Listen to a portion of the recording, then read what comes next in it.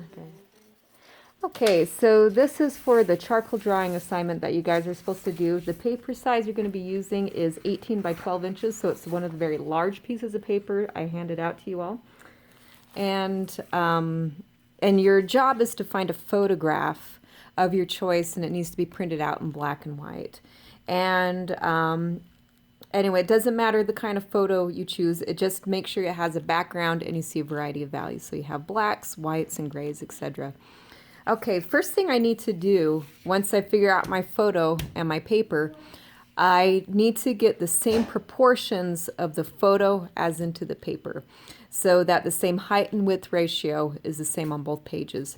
Now, a quick, easy way to do that is I'm going to take this photograph, I'm going to cut it out, and I'm going to put it in the corner of my paper like this.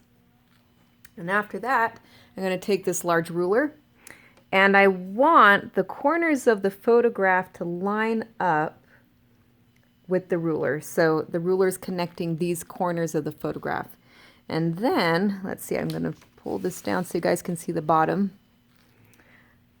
I'm going to just draw a line until it goes off the edge of the paper. So right here, where it goes off the edge of the paper, this is where I need to cut. And now my ratio of height and length are exactly the same from my photograph as it is onto my piece of paper I'm working on. So this is about 3.5 inches long. I'll come in, make a mark. And I can use scissors or whatever I have that's sharp to cut it. Okay, so I can cut off this section, and I'm going to keep this section right over here.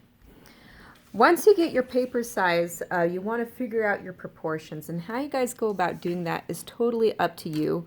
My advice, which can be really helpful, is take your photograph and fold it into quarters so that you know where your center is. Like, here's my center here, here's my center here.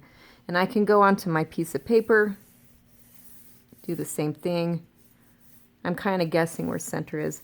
And that can really help me, you know, figure out where things are. So I'm going to start blocking in the fox. I'm looking at the photo here. Let's see, so the top of the head is kind of over here. I got a big ear over here.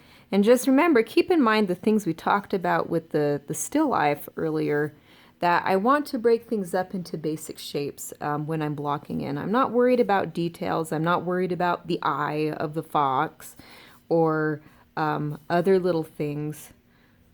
Just worried about the basics.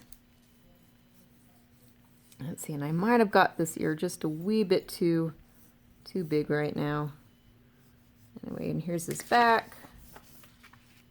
Basic shapes. And you know what? I think I need to just get this just a tad more smaller than what I have already. Okay. Anyways, I've already started one of these. And we're just going to move it over. Oop. But you can still see that I marked half. I put in basic shapes, trying to block in the fox. All right, when you guys move into charcoal, there's two types of charcoals that you have in your bags. There is vine charcoal, and there's also compressed charcoal. You can tell the difference between the two just by holding them. So for example, the vine charcoal is really, really light. And other things about vine charcoal, if I make a mark on my paper, it's really easy to smudge and get these nice soft edges. It's also really easy to erase. So this is a good way to start a project, in my opinion, because it's very flexible in the lines that you're making. Compressed charcoal is really, really heavy and dense. And when I try to work with compressed charcoal, I get these really rich, dark, velvety values, which are just absolutely beautiful.